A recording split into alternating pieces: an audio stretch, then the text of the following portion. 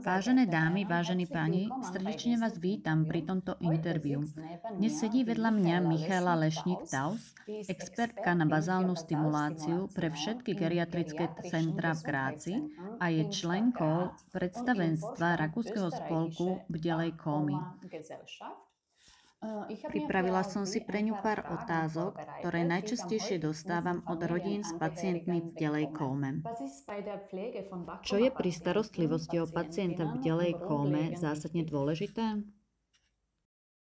Zásadne dôležité je pri starostlivosti a ošetrovaní pacientov v bdelej kóme, aby sme my sami vyžarovali pokoj, kľud a aby sme sa im snažili sprostredkovať tento kľud, istotu a orientáciu v ich vlastnom tele, ale aj orientáciu k celkovému okoliu. Sú nejaké špeciálne ošetrovateľské koncepty, ktoré sa používajú? Áno, sú špeciálne ošetrovateľské koncepty, ktoré sa používajú. Napríklad bazálna stimulácia, kinestetika, ale aj napríklad aromaterapia. Na koncept bazálnej stimulácie by som sa pozrela bližšie, keďže mám v tomto smere expertízu. Tu ide hlavne o dotyky a ako sa prepojím s pacientom. Prvý kontakt je vždy iniciatívny kontakt, aby ten dotyčný človek vedel, že sa s ním teraz bude niečo diať.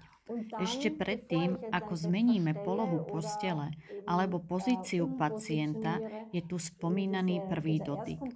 Najčastejšie je to dotyk na pravom ramene a potom postupne týmto ľuďom opäť ukázať samých seba.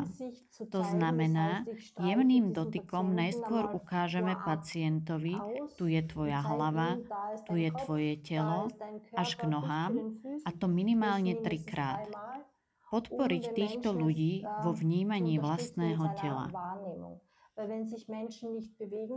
Lebo keď sa ľudia nevedia pohybovať, stratia svoje vnímanie tela. Majú inú predstavu o svojom tele, ako my, keď sa stále pohybujeme, dotýkame. Títo ľudia to nedokážu. Preto sme tu my a je to veľmi dôležité. Nevyhnutné, aby sme im to sprostredkovali. Milá Michaela, ďakujem za tvoj čas, ktorý si našla, a za tieto všetky informácie. Týmto spôsobom pomáha aj Rakúsky spolok bdelej kómy rodinám s pacientmi v bdelej kóme na Slovensku. Som veľmi vďačná za túto podporu. Veľmi rada, milá Michaela. Ďakujem.